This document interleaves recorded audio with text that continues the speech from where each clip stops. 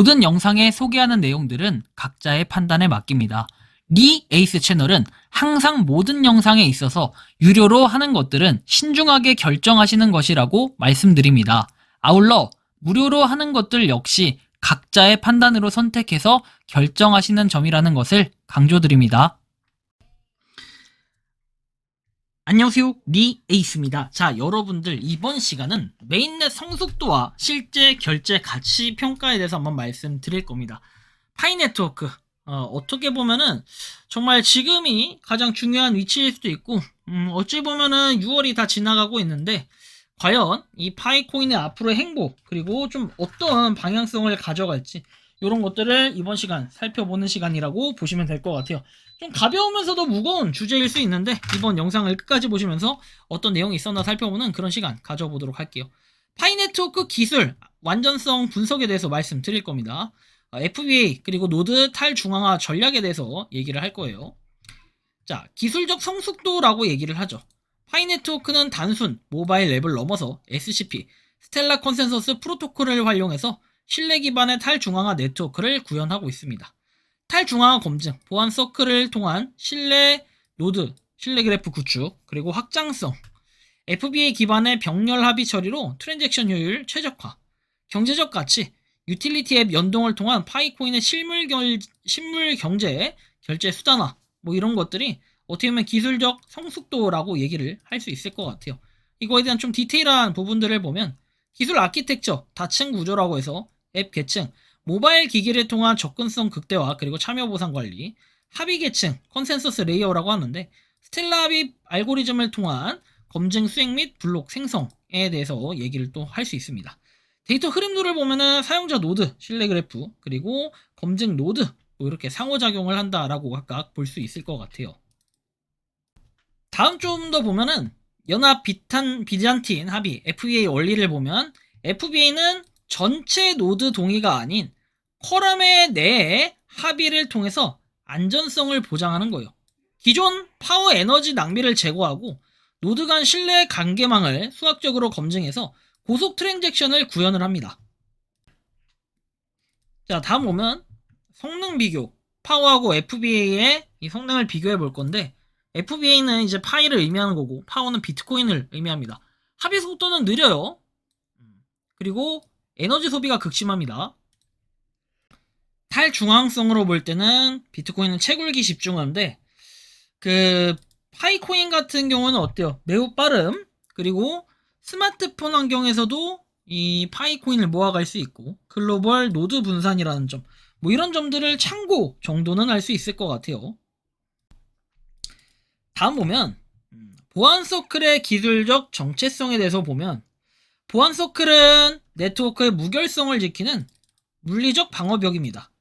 지인 기반 신뢰할 수 있는 노드들을 매핑해서 중앙 공격 방어, 그리고 그래프 이론적 접근에서 스몰월드 네트워크 특성을 활용한 네트워크 연결성 강화, 뭐 이런 부분들을 살펴볼 수 있고 노드 탈중앙화 현황입니다.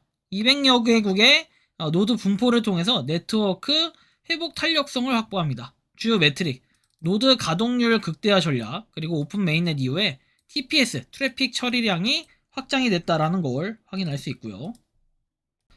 파이코인은 단순한 자산이 아닌 생태계 유틸리티 토큰으로 설계가 되는데 공급 제한, 기여 기반 발행량 조절, 가치 창출, 생태계 내의 앱, 결제 수수료로 활용할 수 있다라는 부분에선 확실히 희소성과 유틸리티가 있는 건 맞아요. 그죠? 리스크 평가 및 완화 전략을 보면 네트워크 디도스 공격 시에 쿼럼 슬라이스 정체 가능성이 있고 완화책으로는 노드 리스트 다양화 그리고 FBA의 동적 쿼럼 재구성 기능 강화에 대한 게 완화책일 수 있겠죠. 메인넷 성숙 그리고 생태계 로드맵을 보면은 실물 금융 플랫폼으로 전환되는 변곡점이에요.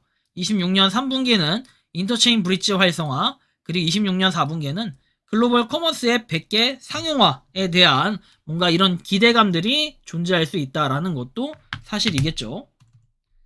자, 그래서 뭐 결론적으로 볼 땐 이 파이 네트워크는 웹3 금융의 대중화 실험이에요.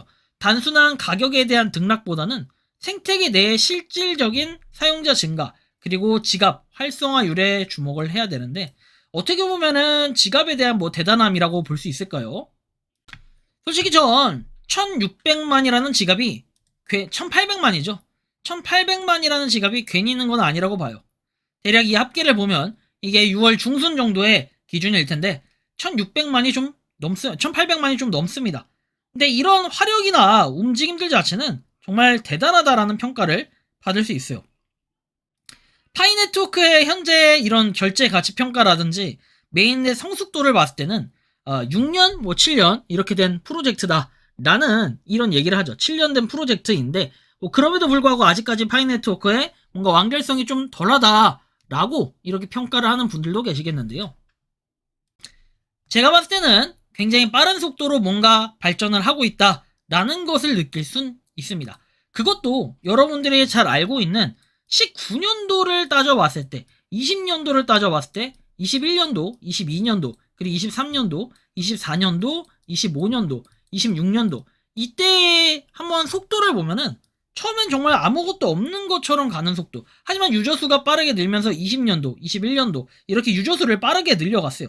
그리고 그 이후로는 계속해서 뭔가 공지들이 점점 늘어나고 우리가 어떤 일을 하고 있다. 사소한 것도 조금씩 공유를 하는 듯한 그런 느낌이 들면서 25년도에는 비로소 메인넷이 열리고 그리고 뭡니까? 상장도 하게 됩니다. 여러분들 메인넷과 상장은 영원히 이루어지지 않을 거라고 당시에 얘기를 했던 이런 기억들 혹시 아마 되새겨볼 수 있을 것 같은데 그때 한번 기억들을 우리가 따지고 본다면은 결국에 파이코인은 뭔가 지금까지의 상황들만 보면 굉장히 열심히 했다라는 이런 평가를 좀 받아볼 수도 있을 것 같긴 합니다. 여러분들이 생각하고 느끼는 이 파이코인은 어떤 것 같습니까? 지금의 상황 봤을 때는 어떻게 보면 위기일 수도 있지만 하지만 이런 위기들이 결국에는 기회로 바뀌기도 할 거다라는 이런 생각을 하고 있는데요. 여러분들이 생각하고 느끼는 파이코인은 어떤지 자유롭게 여러분들의 의견을 한번 댓글로 남겨주시면 좋겠다라는 이러한 말씀까지 드리면서 이번 영상은 여기서 마치는 걸로 하겠습니다. 도움이 되셨다면 구독과 좋아요 알림 설정 부탁드리고 파이코인 채굴하시는 많은 분들 그리고 파이코인 생태계를 위해 노력하시는 모든 파이오니어 분들 오늘도 파이팅 하시기 바랍니다. 리 에이스였습니다. 감사합니다. 평소에 궁금하셨지만 내가 시도해보기 어렵거나 시간 낭비하고 싶진 않고 새로운 제보를 해주실 분들께서는 아래의 주소로 메일을 보내주시면 제가 해결해드리겠습니다. 단톡방은 유튜브 검색창에 소통창구를 개설했습니다를 검색해주셔서 확인하시면 됩니다. 아울러 채널 멤버십 가입 시 다양한 혜택을 누리실 수 있으니 참고해주시기 바랍니다. 시청해주셔서 감사합니다.